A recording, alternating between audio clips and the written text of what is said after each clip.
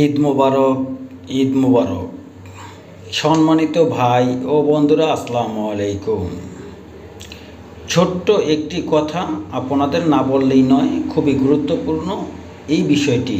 আপনার ছাদ ঢালাইয়ের আগে যে সিঁড়িটি দিয়ে উঠতেছে দেখতেছেন, এই সিঁড়িটি কি আপনি আগে ঢালাই দিয়ে তারপর ছাদে উঠতেছেন, নাকি এরকম করে কাঠের ছাউনি করে তারপর ঢালাই দেওয়ার শেষে ছাদের সিঁড়ির ঢালাইটি করতেছেন?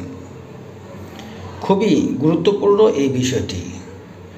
আপনারাও অনেকেই জানেন, আমি জানি। আমার ফেসবুক পেজে যারা রয়েছেন, যারা আমার পেজটি ফলো করেন এবং আমার ভিডিওগুলো দেখেন, তারা অনেকেই সতর্ক। তবে খুবই সাবধানতাভাবে আপনাদের এই কাজটি করে নিতে হবে।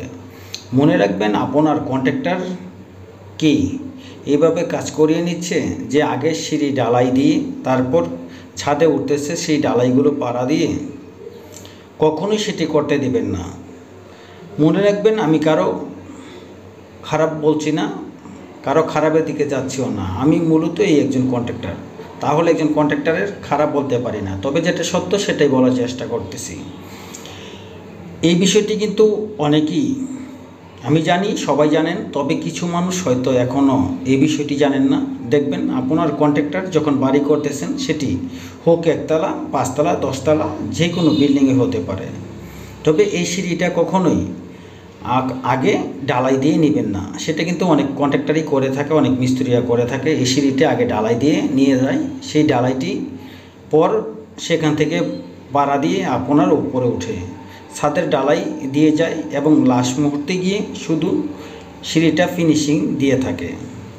এই কাজটি ভুলেও করা যাবে না, কেননা এই কাজটি করলে আপনার সিঁড়ির যে গোড়া থাকে, যে দেখতেছেন, এই গোড়া থেকে যে কোনো মুহূর্তে ফাটল ধরতে পারে। সেটা এখন দেখবেন না, কিন্তু যখনই আপনার বিল্ডিংয়ের বয়স হয়ে যাবে 30 বছর, 35 বছর, তখন দেখবেন জোড়া থেকে ফাটল ধরে অনেকটা সমস্যা হতে পারে।